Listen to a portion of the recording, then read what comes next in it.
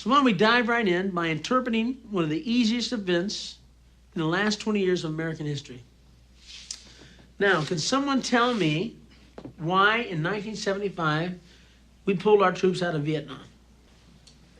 The failure of Vietnamization to win popular support caused an ongoing erosion of confidence in the various American but illegal Saigon regimes.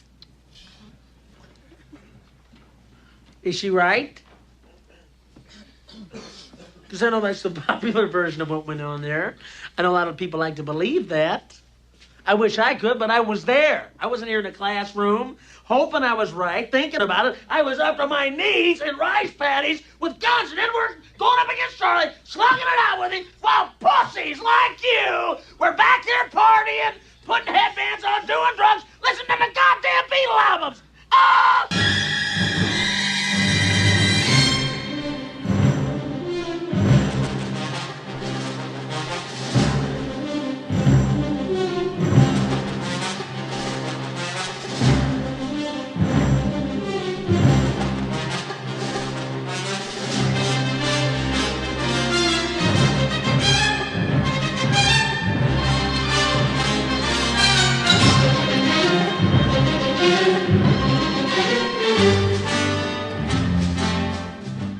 Hello, everyone, and welcome back to another episode of Stuff We've Seen. I am Jim, and now, the man hired to redact the Mueller report, Teal.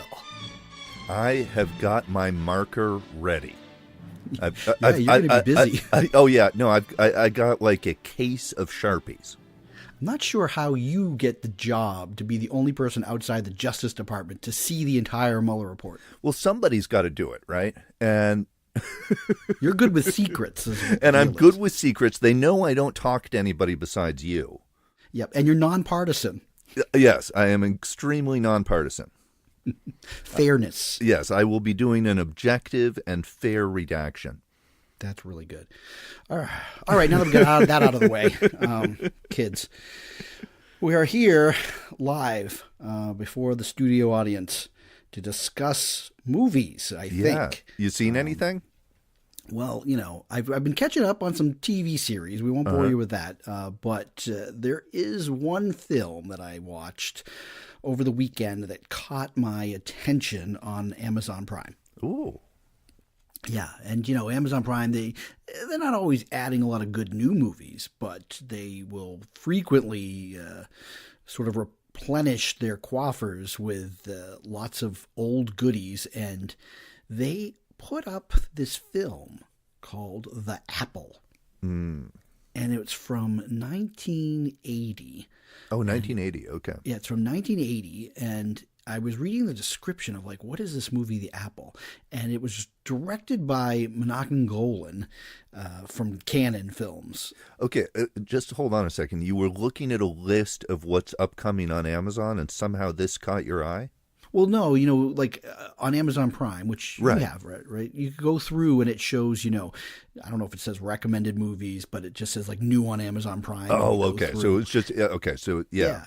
And then I see the little Prime logo on the corner and I say, I can watch this for free. But what about this one caught your eye? There was some weird sort of looking disco-y images from 1980 on the image, and then immediately it said something about when I heard Menachem Golan in 1980 and an Adam and Eve singing couple enter a competition and get sucked into a seedy underworld of drugs and misbehavior or something, I said I've got to take a look at this. Okay, that sounds pretty good. I think I might be sold on seeing this now. Well, and something was stinging in the back of my brain as if why do I know this movie? And I realized pretty quickly, within the first 20 seconds of watching this movie, that I had learned something about it from watching a documentary a couple years back on Cannon Films. Right. That they had made some epic big budget disaster musical in the sort of vein of Thank God It's Friday or any of those other disco picks. Right. When disco had already started to pass, but it was too late because they'd already rolled production on this. Is Xanadu in that category? I've never seen that. Xanadu is one of my wife's favorite movies, and she has a lot of friends that are big fans of Xanadu. I think that you and I, being guys and growing up when we did, we probably missed the Xanadu boat. Yeah, I definitely missed the Xanadu boat because I've never seen it. But it is definitely in that sort of vein of way over the top, a little bit ridiculous, just phantasmagoric, crazy images and dance numbers. Over there, a great rock and roll band. This is the 80s.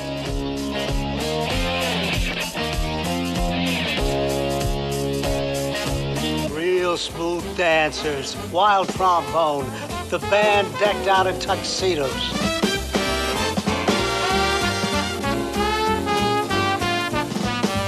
Six guys wearing electric orange, synthesizer, heavy percussion, electric guitar. That get you moving. And so I was intrigued. I was like, let me just watch a few minutes. And, it was like Friday night, my wife and I said, well, let's watch.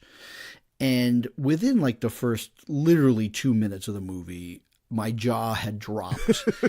And I was like, this is way, way better than I could have ever imagined. It is so ridiculously cheesy.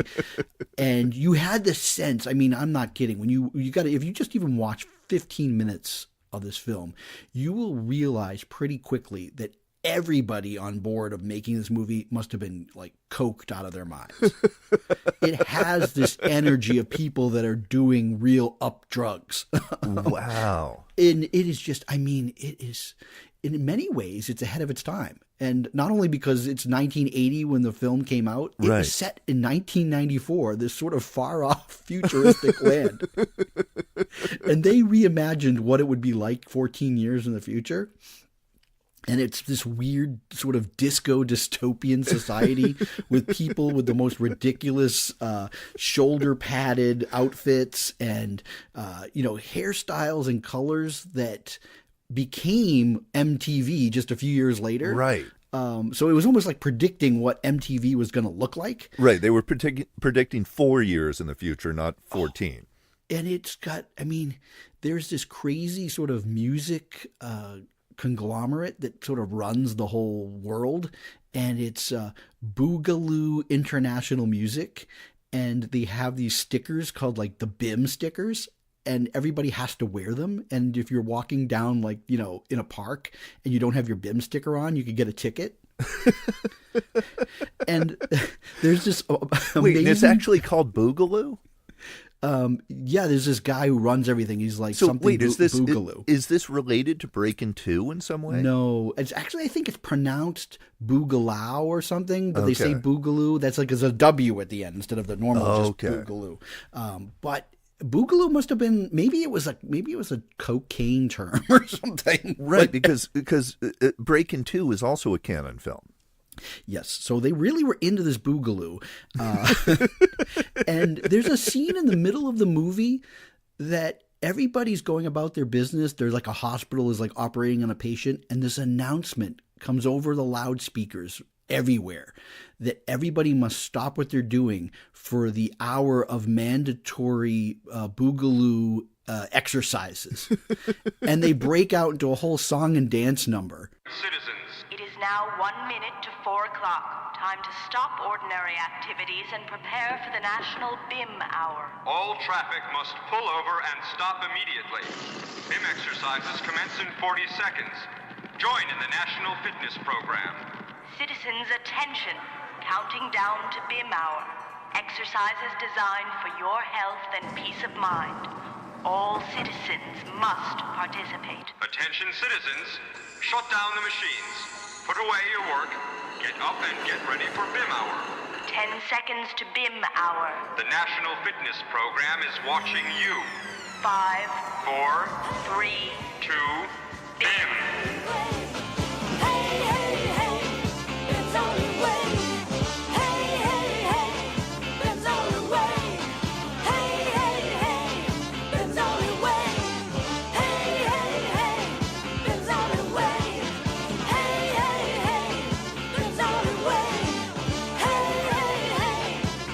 know what it did remind me of? And it was a movie that you really liked way, way back when. Yeah. Shock Treatment.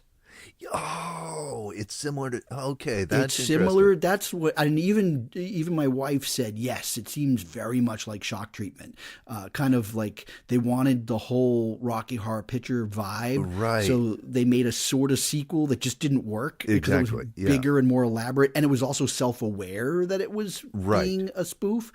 This film, though, I guess its genesis came from Israel, and there were a couple of songwriters that wrote this sort of epic musical with like 17 different songs, and it was a parable about Adam and Eve, but in like the modern age. Okay. And wow, they took it really seriously, and then it got sold to Canon, and they made this film that they basically started rewriting everything and had them rewrite most of the songs.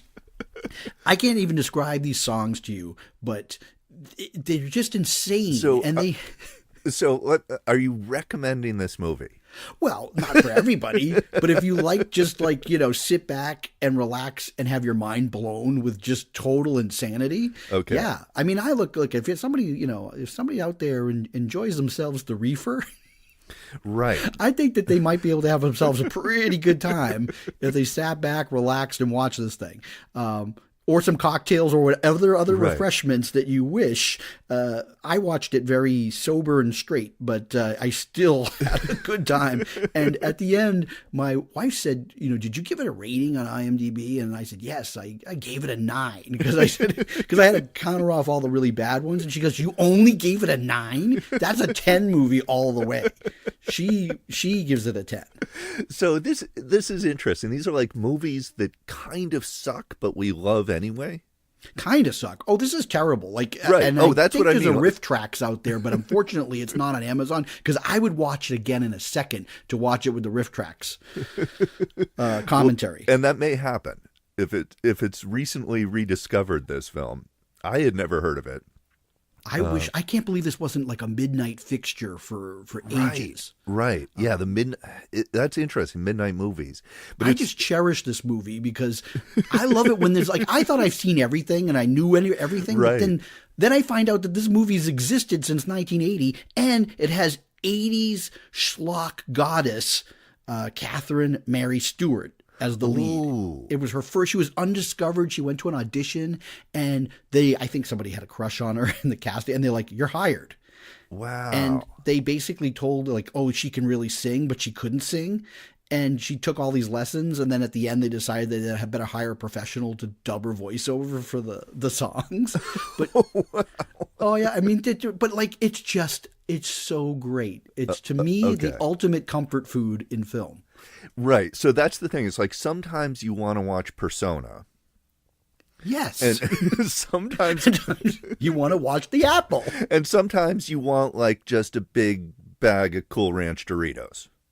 That's it. It's just like that. I'm sitting back and I'm chawing on some Doritos and I don't want to be thinking too hard. And you're not going to argue that Doritos are gourmet food at any point. You know it's junk food. You know it's junk food, but you kind of love it. And the other thing is you're not really going to begrudge anyone else their bag of Doritos, right? Well, I might, but only if they like the spicy Doritos or something, right? No, I'm fine with somebody else liking the spicy Doritos as long as they don't claim they're gourmet food. Yeah, right. I don't. People there be like, "This is a masterpiece." Like, I'm being sort of funny, but the Apple is a masterpiece of crap. Right. Exactly. Yes. Exactly. But it's not to be critically analyzed as anything other than a total failed attempt that is so worth being discovered by young audiences and old. Well, it's like you said this on an episode recently where you admit that you saw The Rock's Skyscraper, right? Yes. And yet you have still not seen Singing in the Rain. See, that's a perfect example. Why is Singing in the Rain a chore? But you need sometimes to just sit back with your bag of Doritos and watch even though you know it is a terrible movie. Skyscraper is yes, and you know it's terrible all the way through, and but you kind of just get into it just for the fact that it's like artificial cheese powder. Now, when you watch films like that, Do you watch them like with the family or by yourself? I generally watch them by myself. Well, is it that, you need something to sort of occupy the space madness, but because you don't want to think, but you want to have something to watch. And certainly those kind of films, you don't need to do a lot of thinking. Exactly. Yeah, that's exactly it. I don't want to do any thinking. I don't want to have to consider the world in a new way. I don't want it to have any emotional impact on me. I just want, I guess, comfort. I want some junk food. I want, just to like sit there and not really think and not really consider and just kind of be entertained. And sometimes these movies get a little boring, right? Because you just know exactly what's going to happen all the way through. Every beat is totally expected. Well, when Skyscraper, did come on cable recently, we watched it with the family. Yeah. And it was, as you said, it was even for a rock movie, I think it was bad. Yeah. And I started to tune out in the second half because I was like, there's no surprises here. There's no surprises. And you do kind of tune out. I guess that's sort of the point, right? It's that you're tuned out, that you're not doing a lot of thinking. And for me, like a movie like Skyscraper, yeah, I tuned it out, but I like Dwayne Johnson. Just the other day, and I mean, the other day was like literally Sunday or something. I feel like he's got so many movies now. There's always one on, and they're all the same. They had him in Journey to the Center of the Earth Part 2. Yes, and then it's, that's an awful movie too, but terrible. It came on, and I like shouted out to my youngest. I said, "Hey, come here! There's this movie. It's got monsters in it, and it's got The Rock." And as soon as he hears The Rock, Rock appeals to kids. Yes, The Rock. And he sat and watched the whole thing. Well, I find The Rock really appealing and charismatic and funny, and he in and of himself is like my bag of Doritos. Well, he is that classic mold of movie star in that he transcends acting. It's not that he's actually a pretty good actor for what he is. Yeah, he doesn't get out of his comfort zone. He's in one zone. Well, he has sort of, I'd say he has two zones. He has a comedy zone and an action zone. And there's not a lot of difference. There's not a lot of space between them. But he's a little bit more serious in the action zone. Yeah, except then what's happening is they're crossing it over because I would think that the action zone, when he's in the Fast and Furious movies, he is a little tongue-in-cheek, but he's kind of the more serious version of The Rock. Exactly, yeah. But then they said, that's not going to do. We need to have the humor, so let's get him and Statham, who's also in those movies, let's get them together in their own film, and we get Calvin and Hobbes, is that it? Or what is that one that's coming out? Hobbs and Shaw, that's it. Have you seen the trailer for Hobbs and Shaw? No, I don't even know what it is. It is you stop it. Right, stop right there. You do not know what Hobbs and Shaw is. You swear, you put your hand up and you're telling me the truth. I'm putting my hand up. Never heard of this. I think you're lying. I think you do know exactly what it is. You just want to hear me explain it to you. No, I have no idea. I've never. Okay. I don't know what this is. Okay. Is this like Holmes? Is this like Holmes and Watson? No, well, let's hope it doesn't turn out to be that bad. Is this like Stan and Ollie? I didn't see that. So anyways, have you seen the Fast and the Furious movies? Yes. Okay. You've seen, how many of you? Have you seen most of them or all of them? I've seen all of them. Okay. So you know that The Rock is in the movie, right? Yes. The last second half of those movies. Yes. Okay. And he is I don't know, he's some kind of law enforcement. He's a U.S. Marshal or something. Yeah. And I know it's hard to actually know who any of those characters' names are, but his last name is Hobbs. Okay. Then you've got Jason Statham. Starts off as a really bad guy, sort of the nemesis, at least in one of the movies. And then eventually he teams up with them somehow, right? He's still a bad guy, but he's teamed up with them by the end of these movies. He is Shaw. Oh, so they're making a movie with the two of them? Well, basically they said, why do we have to have this series just be Fast and Furious? Why can't we branch out? So they branched out and they've got one. It's sort of Fast and the Furious presents Hobbs and Shaw. And now those two guys have to get paired together to cause mayhem, destruction. And it's like a hoot. They're like, wow. There's like jokes aplenty. It looks amazing. Okay, well, The kids are in. I'm in. We're in. Okay, to see this movie. I'm in, except for one thing. I'm just not a big Statham fan. Well, I mean, he's what? But that's no, here's that's the like thing, a like, Doritos right there. No, I get it. It's just like The Rock charms me somehow. There's something very charismatic about him. And I get that with Statham to some extent, but he doesn't seem like he's in on the joke quite as often. I feel like the joke's on him. Okay, so next thing you're going to tell me is you didn't like The Meg. It's Megalodon. Well, He's kidding, right? Now, you can't tell me that Statham wasn't in on the joke there. That movie's what the Doritos were, I think, invented years and years ago so that they would be ready for the day that The Meg came out. okay, so the Meg. It's Megalodon. He's kidding, right?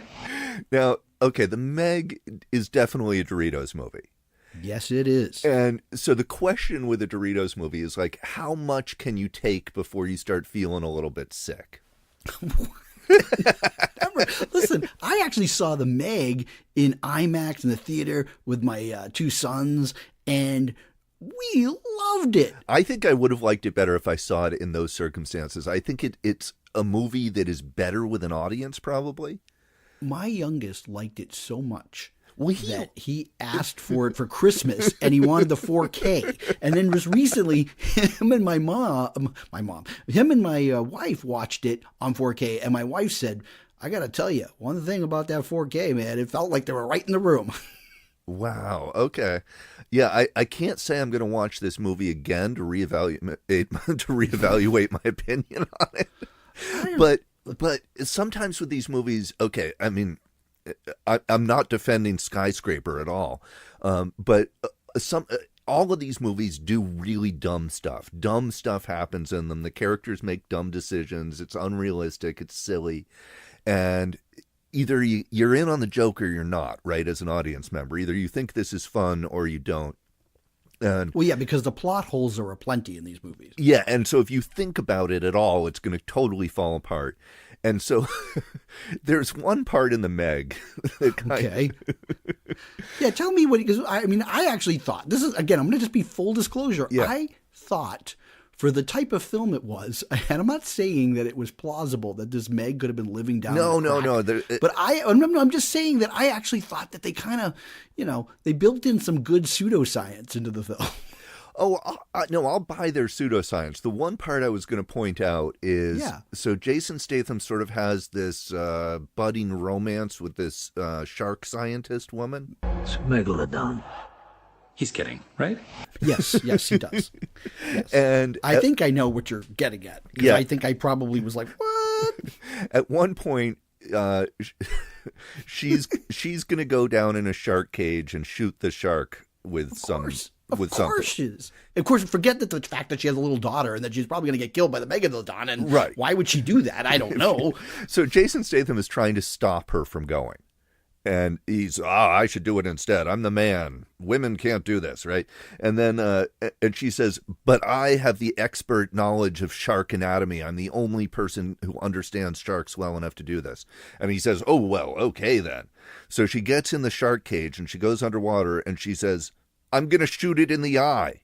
That was her detailed knowledge of shark anatomy. But maybe she knew exactly where in the eye to do it, and she couldn't quite explain it to. No, maybe, but look. The fact is it's all a build-up for the finale where the Megalodon is attacking a whole beach, sort of a floating beach of people, And at that point, this is where my little kids are getting jazzed, and the little one especially is going, "Go get him, Meg!" Like, he was so excited. He's like, "Oh, I wish the Meg had chopped up and ate more people." Like he Has loved he it. seen The Jurassic Sharknado movies? Oh no, sorry. I was going to say Jurassic Park 3. I didn't. No. He's seen the most recent two. Okay. Which, by the way, those that's my anti-Doritos movie, because I felt like the last one of those was just the worst. I didn't see that. I saw the one before it. That was ridiculous, but there was some enjoyable moments. Yeah.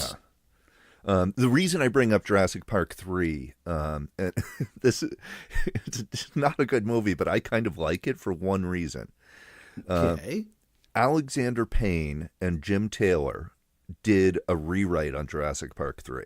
They did? Yes. Well, what did they bring to the table? What they brought to the table is every human character in the movie is a despicable idiot. I'm serious. They made them into like sort of Alexander Payne and Jim Taylor. For our listeners, they did Sideways and Election and boy, I'm blanking on the rest. Schmidt. About Schmidt. Nebraska. And they tend to do these characters that are kind of not the greatest people in the world. Not good humans. Not good humans. And that's what they brought to Jurassic Park 3. And so as a result, you root for the dinosaurs through the whole movie. They're sort of like the Jason or Mike Myers of the film. Yes, you can't wait for them to gobble up those teens. Exactly, and so I think your youngest should check out Jurassic Park 3. All right, someday. It really is a root for the monsters kind of movie. All right, well, you see, clearly, right, our tastes of Doritos are a little different. They're a little different, but like I said before, I can't begrudge somebody else as long as they admit it's Doritos. Oh, yeah. I mean, if someone says, I like the Meg better than Jaws, I'm going to find them and I'm going to slap them. Yeah. But, maybe, so we got to put that in perspective. There's only one really good critical shark movie, even though that is ridiculous, which is, Jaws. Which is Jaws, yeah. So what other type, is there other types of Doritos? It seems like everything you're talking about is action. Is that really your Doritos land in action movies? My Doritos tends to land in action movies. Because comedies, wait, I have a comedy on my list. Okay. On my Doritos list. Oh, you have a whole list that you brought to the table. I've got a couple of films. All right. Well, I want to hear about those films. Okay, so you've mentioned seeing the Meg more than once. Well, I haven't. My kid has. Your kid has. We own it now, so I can see the Meg whenever I want to. Okay, so sometimes with Doritos movies, this happens to me every now and then. I watch it and I'm like, that's a great Doritos movie. I loved it. And this happened to me with a movie called Reign of Fire. Oh, yes. A lot of people hate that movie, but I saw that in the theater. I kind of liked it. I thought it was a great kind of action Doritos type movie. I watched it again about 6 months ago. Yeah. And it was awful. Oh. So you're saying in one time you found comfort, and then another time you're like, what the hell was I thinking? Exactly, yeah. It was kind of boring. The script was a little all over the place. It wasn't as much silly fun as it was the first time around. Well, as long as you got enjoyment out of it one time. I did, fine. Yeah. But I guess my point is that there's some movies that I keep coming back to as comfort, or as a Doritos movie. Yeah, what's a movie you'll watch? Like say you're flipping channels and it comes on and you find yourself sucked into watching it from the point that you showed up on. And well, this movie is almost too good to be a Doritos movie. But this is one I get sucked into every single time. Edge of Tomorrow. So I don't think Doritos movies, I don't think there's a criteria that says if it's actually good, it's not a Doritos movie. I think that's actually a perfect Doritos movie because it's the film that it bombed pretty much. I mean, I don't know if it's a bomb, but it did not do well when it first came out. And it's definitely found itself a following, and it is very rewatchable. It is extremely rewatchable, yeah. And they're making a sequel to it, by the way. Oh, they are? Yes, that's announced. And I know that you don't, you don't read up on these things, so I'm telling you now, they are making a sequel. Okay, but yeah, that's a sort of perfect Doritos movie for me. Here's a comedy for you that's on my Doritos list: Pitch Perfect. Yes, I would agree. I saw the first one when it came on cable, and I actually watched it several times because it was Doritos-y. It was very just enjoyable. Yeah. And I guess Doritos is almost sometimes a little bit of shame in admitting that you liked it, and so well, absolutely, because you're not out there defending it as great cuisine, but you're saying I liked this, and so sometimes there's a little bit of shame. Well, I think there's this kind of in a weird way remind me of another film. And I think sometimes it's one that like my wife will enjoy, and maybe enjoyed more than me, but it was one that I knew was Doritos the first time I ever saw it in the theater, way back when. And I think we even mentioned this like way early on in one of our episodes, is The Cutting Edge. Oh, yes, with D.B. Sweeney and Moira Kelly. There's nothing of significant critical value in that movie, and I don't know why it's so poorly put together and there's so many ridiculous cliches, but man, it is pure comfort. Yeah, that's how I feel about Ice Castles. Yeah, right. Right. Why would we even watch movies like that, right? That we know going in are going to just be bad if we didn't get some pleasure. We've got, there is pleasure to be found in these. I like that from a couple episodes ago with the great Kate. Yeah. She said something about not guilty pleasures, but these are our pleasures. And right. I like that. They don't have to be guilty. You can just unabashedly say, you know what? I enjoy this. I know it's not the greatest thing in the world, but it brings me joy. It brings me pleasure. Well, there was a couple of films that came out in the 80s, and they're comedies. But they're kind of, I don't know, guilty pleasures or just Doritos in that they're critically, I checked that at the door when I watched them. Oh, of course. Yeah. One of them is, and I think a lot of people like this, and you don't see it on cable too often. It's harder to find, is She's One of the Guys. Oh, yes, absolutely. I remember that movie well. Yeah. Yeah. Because it features a lot of people that never really went on to big careers. Right. And it was one of these things where, after Tootsie, it was popular of, the person changing sexes to see what it's like to be on the other side of things. And she's this great, reporter from a local high school. And she wants to do an investigation of what it's like to be a guy. And she has to go to a rival school. Don't ask me how you can just suddenly transfer in, but she does. And, nuttiness ensues, and it's pretty fun. Yeah, that's so when we're on the subject of 80s comedies here, I do have one that I've seen more times than really I want to admit to. But it was one that my sister and I both had as sort of Doritos comfort food 80s comedy, and that is Summer School. That is the quintessential Doritos movie because it is great. I mean, Mark Harmon actually, he made a slew of these little films. There's another one where, I forget, it involves him making a bet with some other guys to win over a girl or something. And I think it was called Worth Winning.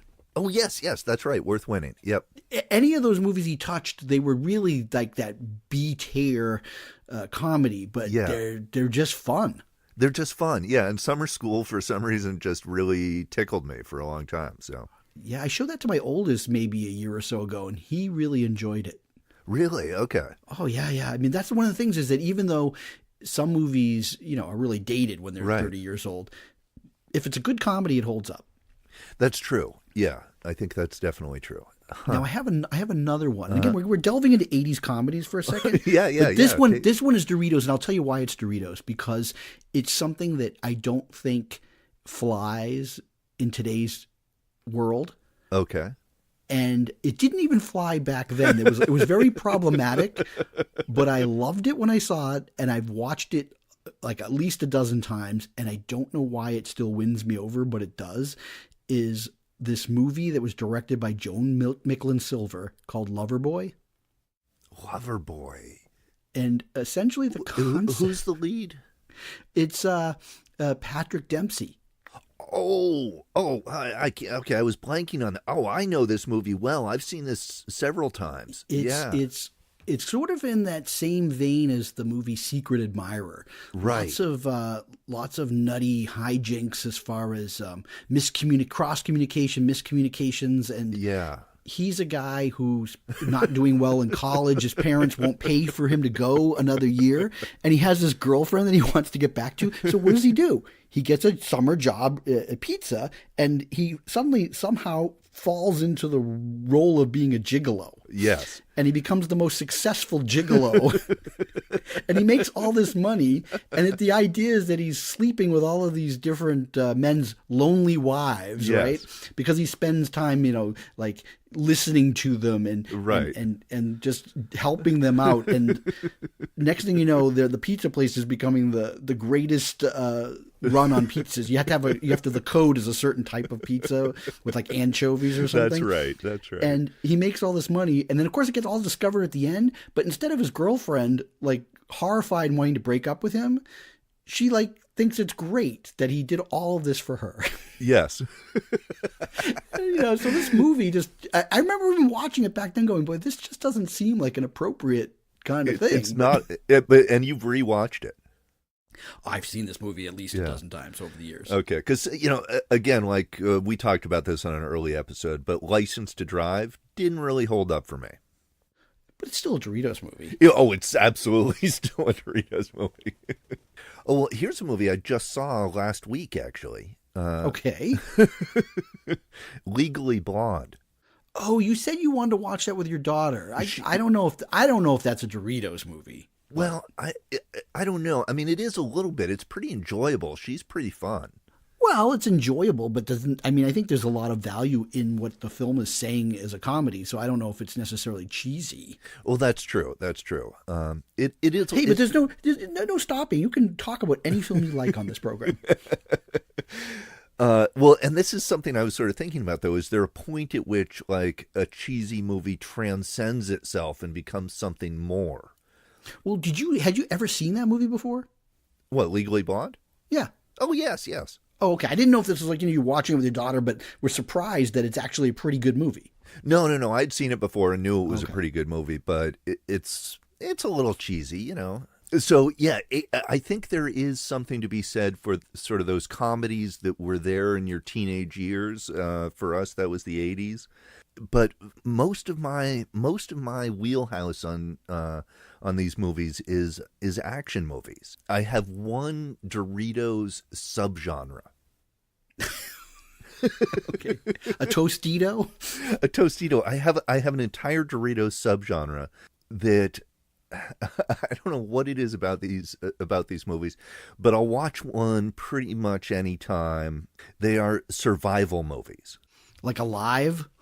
Like man versus nature types. Yes, like Alive. Okay. Like The Revenant? The Revenant is absolutely on that. Everest, that kind of movie. Yeah, absolutely The Revenant. Survival movies. There's one with Daniel Radcliffe that came out recently called Jungle. There's this one with Kate Winslet and Idris Elba. Was that good? I think I had no desire to see it. I think my wife watched it and said it was a slog. Well, it is a slog, but I don't care because it's a survival movie. So this is where the Doritos comes in. It doesn't matter whether it's good or not. If it's just you're into this genre. Exactly. And it gives you comfort. Probably because you're like, I don't want to ever get stuck exactly on top of Everest. On top of Everest, having to like eat my hands and stuff. So yeah. So you're comforted by the fact that it isn't happening to you. Exactly. But it provides me with something that's like man versus nature kind of struggle. And I also really like the details of survival. Like The Revenant is really good at doing that. The little details of how you stay warm and eat and get maggots out of your feet and all that kind of thing. So that's an entire and yes, there's some really good movies in there, and there's some really cheesy movies too. But pretty much the whole subgenre is a Doritos fest for me. Because it's giving it. That's where we were trying to break this down. We realized it's about films that give us comfort. Exactly. I don't know if I have as many, because like I think of things, since a lot of the things that give me comfort, movies I'll watch over and over again, right, might actually be like, so for instance, The Big Lebowski. All right, we're not going to get into the whole thing about Big Lebowski. That's a whole different kind of comfort, though. But what it is, right, and I'm admitting it's not a Doritos movie, but it is the kind of film that not only will I pull out of whatever format I have it on and watch it, I haven't seen it in a year or so, I got to watch the whole thing, right. But if it shows up on TV, I will get sucked in and watch a good half hour to an hour or just finish it. Why, I don't know. I can't explain why some of those films, but you start to know it so well that you just feel like, yeah, there's nothing else better on. I can just watch this. Yeah. I think some of my comfort things kind of stem from my family. I feel like we had comfort movies that we would watch over and interesting. over again. Yeah. Like, we really were big fans of the Clint Eastwood Clyde the Ape movies. Oh, Every those Which Way were But great. Loose, Any Which Way You Can. Yeah, Right Turn, Clyde. Back before cable, before we had that, one of those would show up at the drive-ins as a second feature all the time. Right. I think the drive-ins just could get their hands on that as the second feature. And anytime that was paired up with something, my family went. I had to have seen Any Which Way You Can at the drive-ins at least 5 times, and I'm not joking. And we just loved it. It was those opportunities for the entire family to say all the lines from the movie. Right. And those are crowd-pleasing movies, too. They certainly pleased the crowd in our car. Yeah. Well, but they're well laid out with punchlines and humor and action, and they're enjoyable. I'm going to mention a movie that is not a comfort for me, but I feel that it's a comfort for many. Uh-huh. And I understand why. Some of it became a meme and a sort of a cultural joke, but I feel that I was on the ground floor of this. So that's why I'm mentioning it. So summer of 1987, I worked at the movie theater, the multiplex, and I love coming-of-age stories, as I think you do too. Yeah, but that's really a subgenre that you're into. Yes, it is. And so especially ones that, if I'm in the 80s, anything that was like 60s or 50s, those were the periods before I was born. So I guess I was just fascinated in coming-of-age stories from that period. Yeah. I loved American Graffiti, stuff like that. So there was a film coming out. I thought it was going to be like a B movie, sort of like small, wasn't going to do much, but it was set in like the 60s, so I kind of wanted to see it. It was this film called Dirty Dancing, right? You've heard of it. I've heard of it. Right. I have heard of it. So the day it comes out, that afternoon before work, me and a couple of the people from the cinema that were going to be on that night, we went and watched it. And I remembered how awful I thought it was. I mean, I just thought it was terrible because, like, the original songs sounded like they're from the 80s. And you know how I'm very into this minutia of details. It really doesn't feel like a period movie. It doesn't. I felt like the hairstyles, I was like that. I'm like, none of this just makes any sense. And the whole plot that hinged on this one dancer who got pregnant and has to have abortion. Yeah. Abortion gets botched. And it would have been so easy for when the girl's father comes in to say, it's not Johnny's kid, it was somebody else. But they keep it secret just to keep the plot going. So I hated it, right? And I just thought it was terrible. And then, so suddenly, in the next couple of weeks, it becomes a fairly big hit. A total phenomenon. And I'm watching kids come in, people going, and I would walk through the theater, because you have to go and check all the theaters, make sure the temperature's right or whatever. I don't know why they made us do this, but you have to go through all the theaters, and people were loving this movie. Yeah. It was a huge hit, and I was very surprised. And it was one of those things where kids that worked the theater wanted to see it again.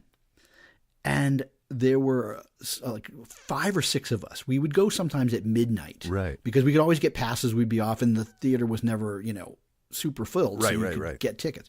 So we go. I was forced to see this movie a second time.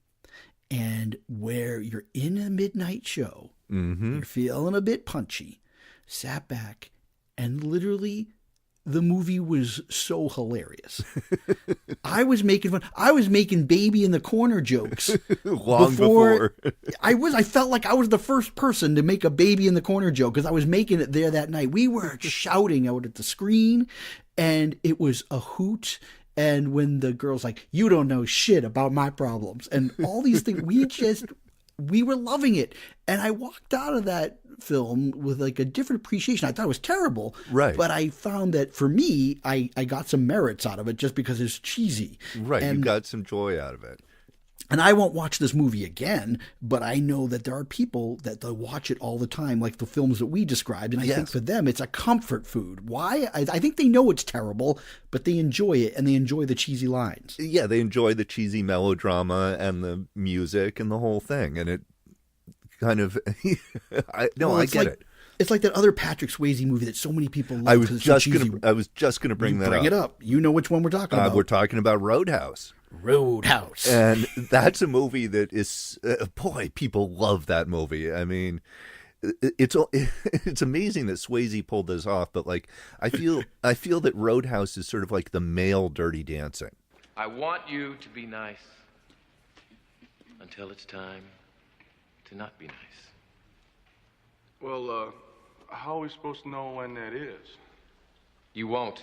I'll let you know. You are the bouncers, I am the cooler. All you have to do is watch my back and each other's.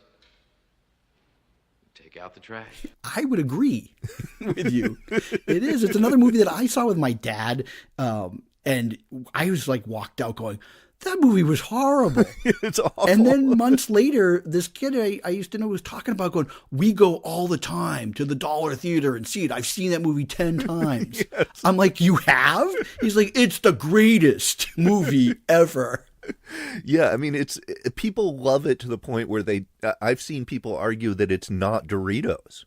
Oh, it's Doritos. Oh, it is pure Doritos. Yeah. Yeah, I'm pouring cheese on those Doritos. But there is this sort of thing that happens with some of these nacho cheese. Yeah, sort of that movie theater cheese. Is that what you're talking about?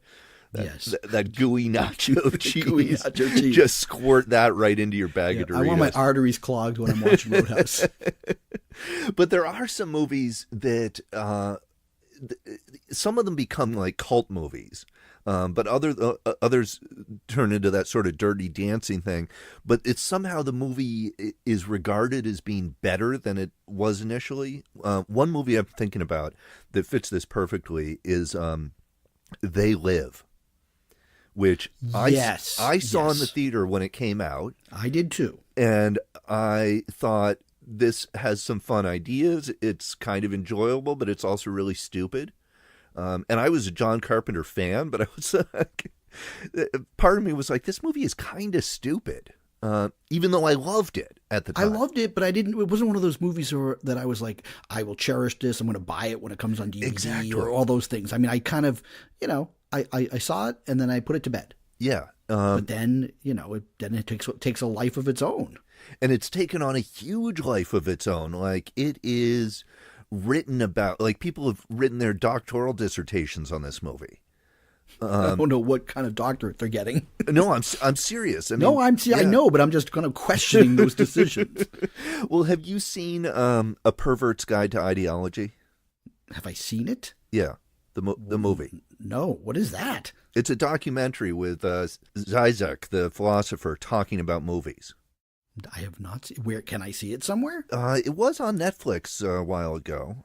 And anyhow, he spends a lot of time on They Live in that movie. Well, you should check it out if you can, if it's still available. Okay. But yeah, They Live definitely has sort of transcended its Doritos-ness, or it's celebrated. And some of these movies like turn into cult films. But some of them... So if it's a cult film now, or if it becomes a cult film, do we have to take it out of the Doritos category? Not necessarily, because I feel like the Doritos category is an entirely personal category. Well, see, that's where I feel like the Apple right now, I know there are some people that consider it a cult, but I don't think it's known enough. That's why right now it's in Doritos. It can get to cult later if everybody discovers how awesome it is. Exactly, yeah. Right now it's my own personal joy. But it'll stay your own personal joy is my thing. I think Doritos is entirely subjective and personal, and one person's Doritos is another person's trash. You know what is not a Doritos movie? What? Anything directed by Jane Champion. It may be considered an Australian film comedy, but it is certainly never going to be Doritos. Anything that's just too serious is not a Doritos film. Yeah, there's certain directors who will just never enter into the Doritos territory, but others Lars do. Van Trier. Lars Von Trier has yet to make a Doritos movie. Maybe he should. Maybe that. Well, maybe The House That Jack Built. I don't know. Yeah, I haven't brought myself to watch that yet. And well, when it's available for free, Yeah. or AKA a streaming service I subscribe to, so I don't have to repay for it. Right. Yeah, we're just making sure the audience, when they walk away from this episode, they're like, I don't know. Is this a Doritos movie, Lars Van Trier? No. No. Stay away. Absolutely If you're not. looking for comfort, you don't want to go to that aisle. Yeah.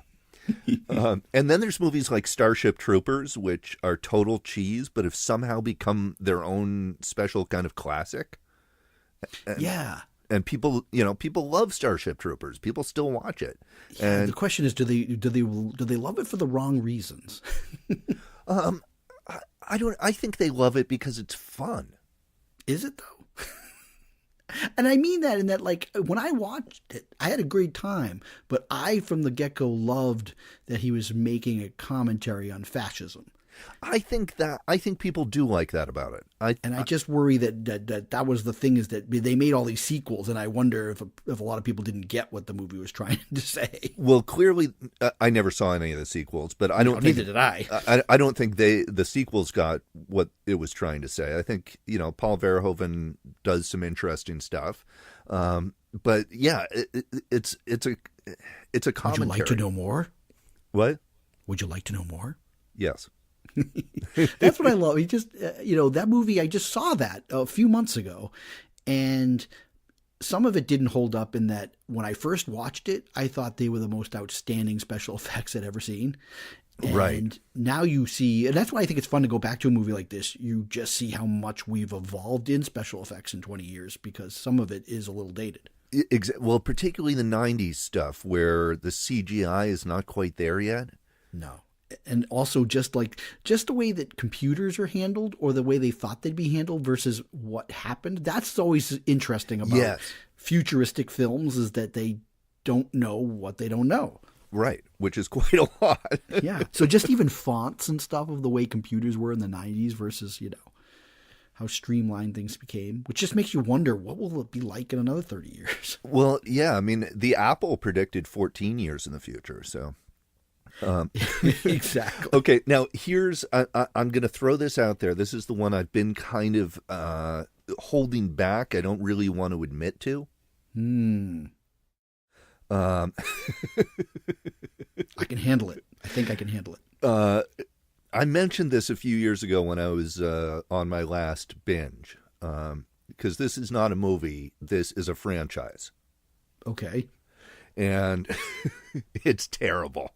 I'm bracing myself. You can't see it, but I'm bracing myself. You need to brace yourself for this, because these are movies that have not gotten better with age. Okay. They've not turned into cult films. If anything, people regard them as lesser than than they were at the time. Than they were at the time, which was really bad reviews at the time. Okay. Here's the franchise, and this is like Doritos sprinkled with crack. Okay.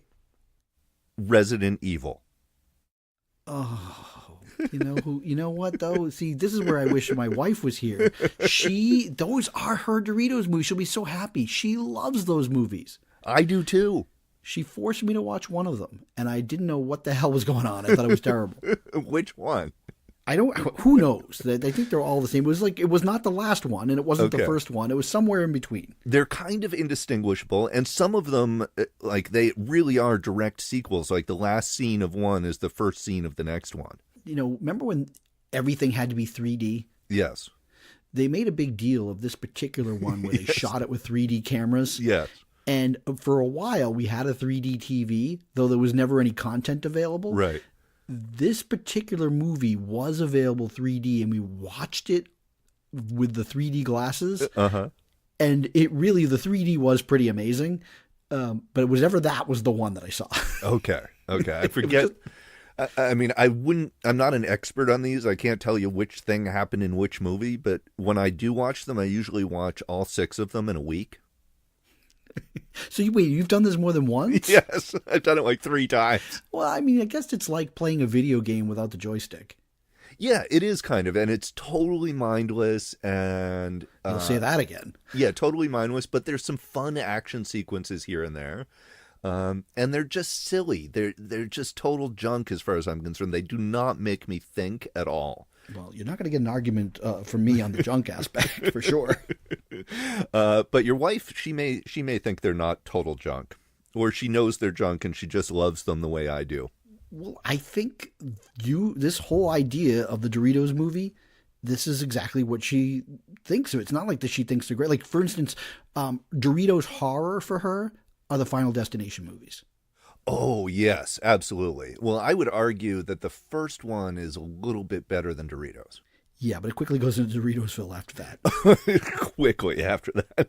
But, it's like, why would you keep going into a franchise when it's a lesser return each time, other than the fact that there's something about it that gives you comfort? And, you can't, it's like, it's one of those things where it's critic proof. You just say, hey, I like what I like, and that's just it. And the critics don't matter. And I get it with Final Destination. It has those really cool death sequences, and you're going to get those in a Final Destination movie, and that's what you're there for.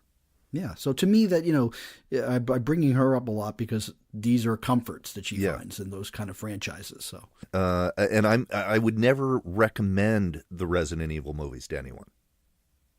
Yeah. Typically with the Doritos film, you can say in a conversation that you've seen these movies, and that's how you introduce it to somebody. You don't say, oh, you got to see this. You just say, like I would say to people, hey, I saw that really out there movie called The Apple. And then they might get intrigued, and I'll be like, you're on your own.